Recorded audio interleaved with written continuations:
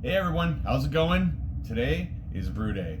Today I'm going to do a double IPA, which was supposed to be a NEIPA, but you'll see what happened, how I screwed up. It was a novice mistake I made, but that's okay because I got a video here, and at the end of it I'm going to do a tasting.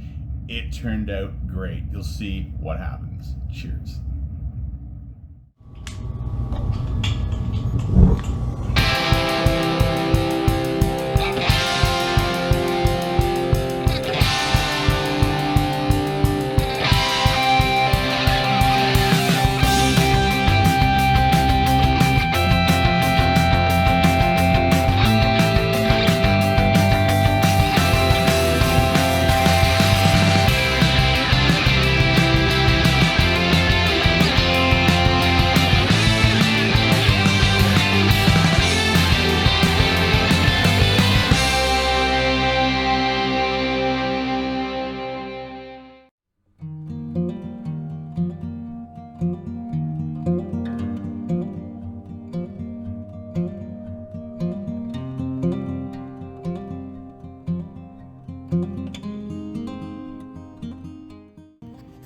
Hey guys, let me show you what happens if you have your scale thinking it's on pounds and it ends up on kilograms. So I was gonna do a 5-gallon batch of a New England IPA and I'm running that thing. I'm like, why does this thing just keep on filling up and filling up? Well, it's because my scale was set to kilograms. So instead of getting what I thought was 12 pounds, I got 12 kilograms, which is 2.2 pounds to a kilogram. So I've got basically over 25 pounds of grain. So guess what? I'm doing a 10-gallon batch, baby, of a NEIPA. Cheers.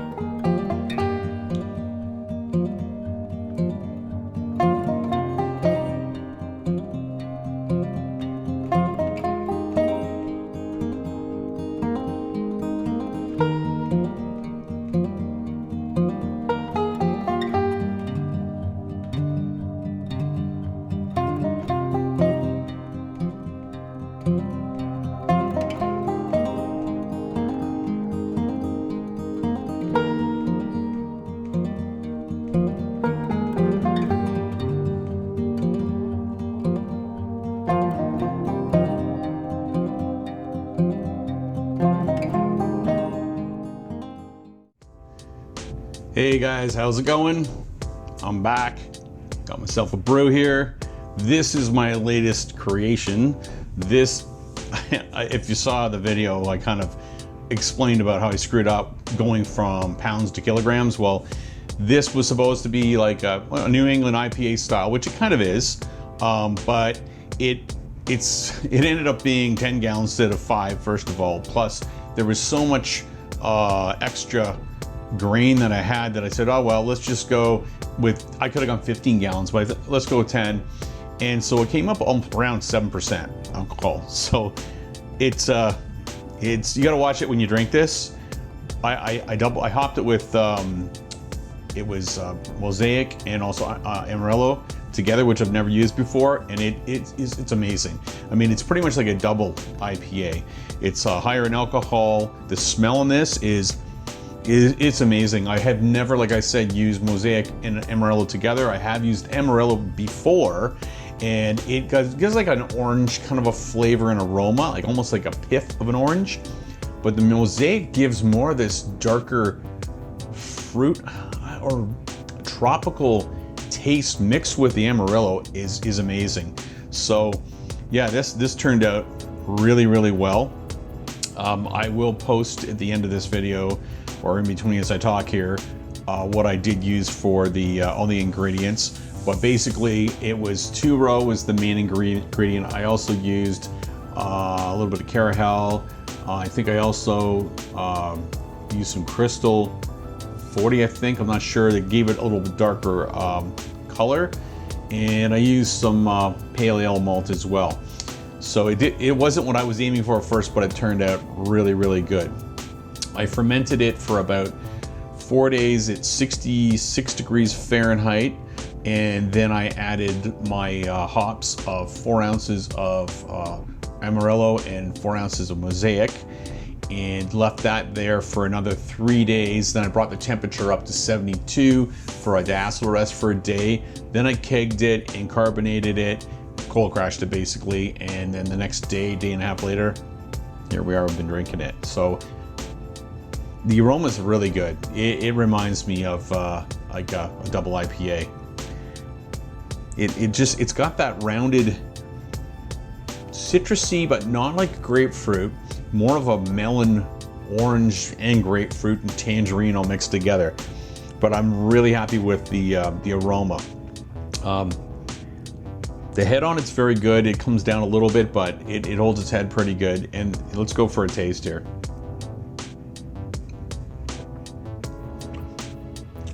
It's so good.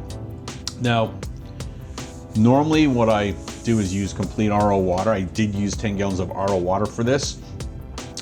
And then I added some gypsum and some calcium chloride, some Epsom salt. Basically, what you would put in to create a New England style IPA. What I am going to do next time, I've been reading up and also watched a couple of videos on some breweries, that actually ones in Cambridge, that they make like a really good New England style IPA, and they use the Cambridge water with like not taking anything out of it. And our water's hard just like theirs is, really hard. Like the grains is like 30 grains, which is like 350 parts per million. But they do a few things in their brewing process to help with that. So I might try that. I won't get into detail what they do, but using the RO is the one way to go. But I mean, having to lug the water down here all the time, next time I might try and do half RO and half Georgetown water and see what comes up, and I'm hoping it comes out really well. It has a nice bitterness in the background. I'd say it's probably about 30 to 40 IBUs. I used the Centennial hop for the bittering, and that pretty much sat in the boil for the 60 minutes. I used a Mosaic hop part way through. I think it had about 10 minutes left in the boil.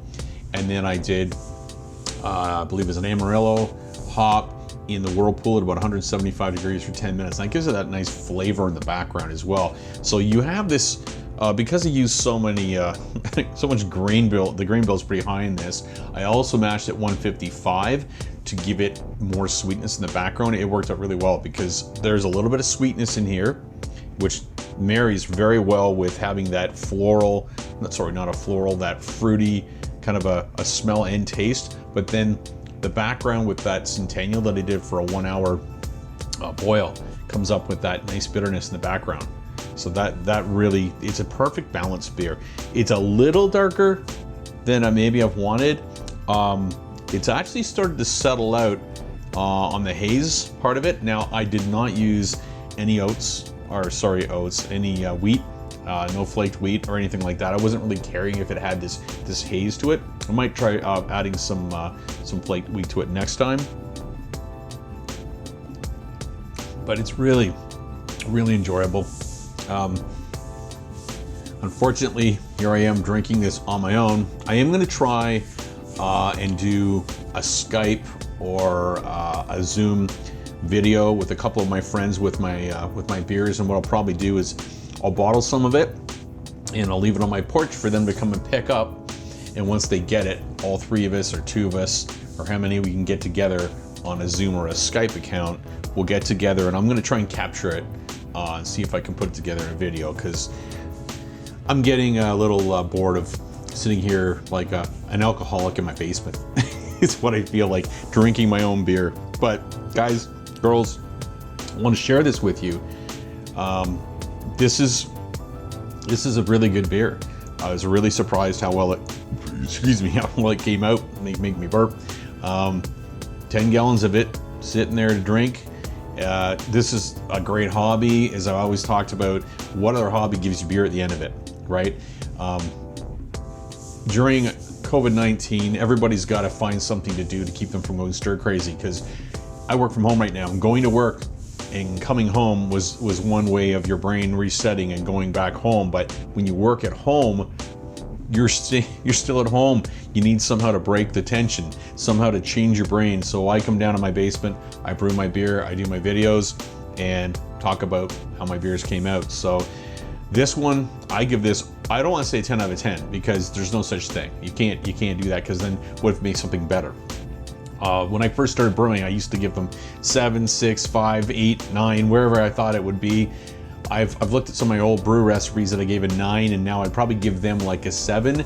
This one I would give a 9. So as you brew, you improve. Yeah, it's just one of those things that just happens over time. I mean, I've been doing these videos now for 3 years, and I think I'm getting the hang of how to make beer pretty good. So with no further ado, guys, any questions, subscribe if you want to. It'd be great. I like to help people out in making great beer. So I guess I'll see you guys hopefully another week or two. I'm not sure what I'm going to do next for a brew. I might do another style of an IPA, but maybe I'll mix it up. Maybe you guys want to see me do something different. Post it, and maybe there's a special recipe someone's looking for me to try. So, Sean here, signing off for the Canadian Brewing Channel. Cheers, guys.